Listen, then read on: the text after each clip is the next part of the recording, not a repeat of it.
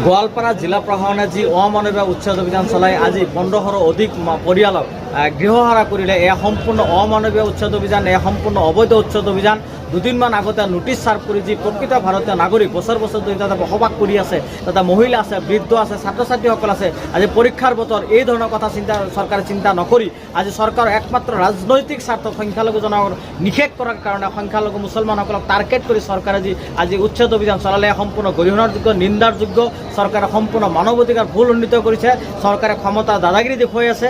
আৰু এই আজি হিমন্ত বিশ্ব শৰ্মা চৰকাৰে যি একনায়কত্ববাদ হিটলাৰী যি স্বেচ্ছাচাৰী শাসন আৰম্ভ কৰিছে, সম্পূৰ্ণ গৰিহণাৰযোগ্য।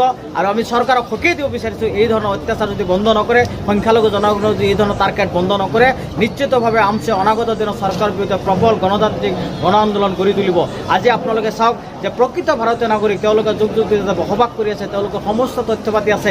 আজি সেইসকল মানুহক আজি চৰকাৰে একপক্ষে অমানৱীয় যি উচ্ছেদ অভিযান চলালে, এয়া কোনোপধ্যে মানি লোৱা কথা নহয়। আমি অসমৰ যিবিলাক বিভিন্ন ৰাজনৈতিক দল আছে, BK, UDF আৰু কংগ্ৰেছৰ যিসকল সংখ্যালঘু বিধায়ক আছে, তেওঁলোকে চকু বুটা কুলিৰ ভাও ধৰি আজি এই ধৰণৰ উচ্ছেদ অভিযান আজি কৰিব দি আছে। তেওঁলোকে কোনো ধৰণৰ প্ৰতিবাদ কৰা নাই। আজি তেওঁলোকে যি বলিষ্ঠভাৱে, যি প্ৰবলভাৱে প্ৰতিবাদ কৰিব লাগে, সংখ্যালঘু বিধায়কসকলে সেইখিনি কাম কৰা নাই। আমি আমচু ফালৰ পৰা তেওঁলোকক সকীয়াই দিছোঁ, অনাগত দিনত নিৰ্বাচনৰ সময়ত যাতে তেওঁলোকে ভোট ভিক্ষা মাগি সংখ্যালঘু অধ্যুষিত অঞ্চলত প্ৰৱেশ নকৰে। আৰু যদি তেওঁলোকে প্ৰতিবাদ নকৰে, নিশ্চিতভাৱে তেওঁলোকক ইয়াৰ প্ৰবল প্ৰত্যাহ্বানৰ সন্মুখীন হ'ব। তেওঁলোকে সংখ্যালঘু অধ্যুষিত অঞ্চলত প্ৰৱেশ নিষিদ্ধ কৰা হ'ব। সংখ্যালঘু বিধায়কসকলক যদি এই ধৰণৰ অমানৱীয় উচ্ছেদ অভিযানৰ প্ৰবল প্ৰতিবাদ সাব্যস্ত নকৰে, একেলগে চৰকাৰক আমি সকীয়াই দিছোঁ যে এই ধৰণৰ উচ্ছেদ অভিযান যদি বন্ধ নকৰে, নিশ্চিতভাৱে চৰকাৰৰ বিৰুদ্ধে প্ৰবল প্ৰতিবাদ সাব্যস্ত কৰা হ'ব।